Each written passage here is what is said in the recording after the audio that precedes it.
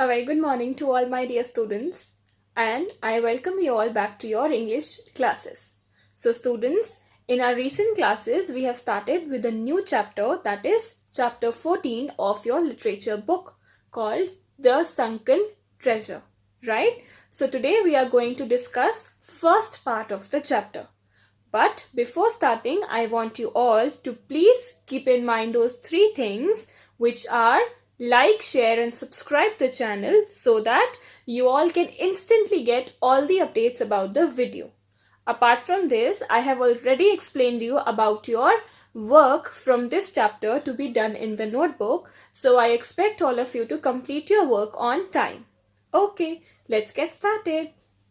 Students, I hope you remember that we started with a new chapter of literature from your book English Spring, and the chapter was chapter number 14, The Sunken Treasure by Nathaniel Hawthorne.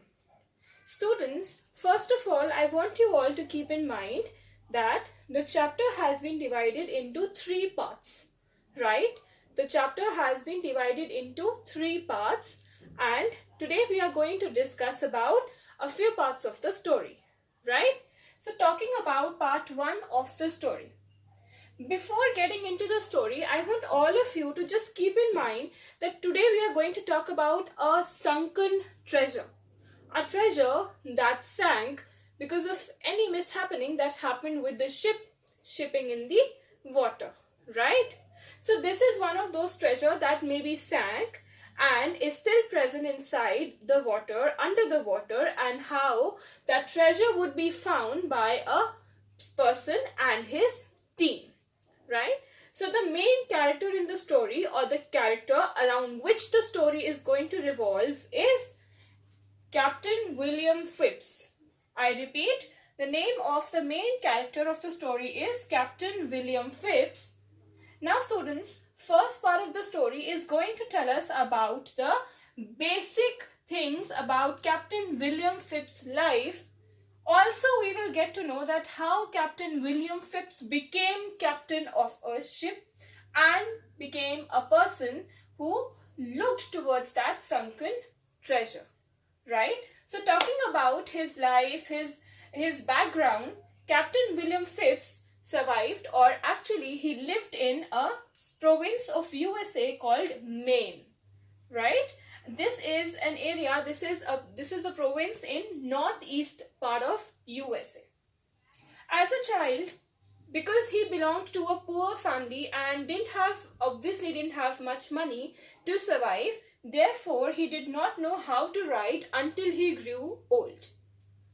Apart from this, talking about his boyhood days, he used to tend ships upon hills to survive. And later, when he realized that he didn't want to continue doing this work, he decided to apprentice himself to be a ship carpenter. That is, he decided to work under an experienced ship carpenter so as to learn the correct way of carpenting. So he spent a lot of time with the ship carpenter. On an average of 4 years he spent on cutting down oak trees to make different ships. After doing that, when he grew up to be a 22 years old man, he married and set up a business. Because he was able to set up a good business, obviously he married and lived a good life. But his happiness was very short-lived, and suddenly all his money was lost and he became poor again. When he became poor again, as a normal person would do, he didn't get discouraged. Instead of getting discouraged, he decided to keep his courage alive and work hard to gain the riches again that he had lost. Therefore, he started working again. He began to follow sea for living, right? Now it is about the year 1684 when he heard of a Spanish ship. He heard of a Spanish ship that sank around 50 years ago. A Spanish ship that sank around 50 years ago, half a century ago, near a place called Puerto de la Plata, right? So students, Puerto de la Plata is somewhere in southeast of Argentina. I want you people to search about it a little bit. ship had immense wealth. It had immense amount of treasure, massive amount of treasure. If it could be found by someone, then I suppose that treasure can lead to anybody becoming too wealthy. So when he got to know about the sunken treasure, Phips decided that the sunken treasure should be brought to light. So he decided that that sunken treasure should be brought to light, and therefore he wanted to find the treasure, search for the treasure. Now treasure hunting is not a small task. To know about the treasure, to find the treasure, to search the treasure, we really need to work hard and search a lot. And to succeed in doing that, we need a team of people. So to get some help, to get some assistance, he went to meet King James, who was in London. So he went to meet King James of London.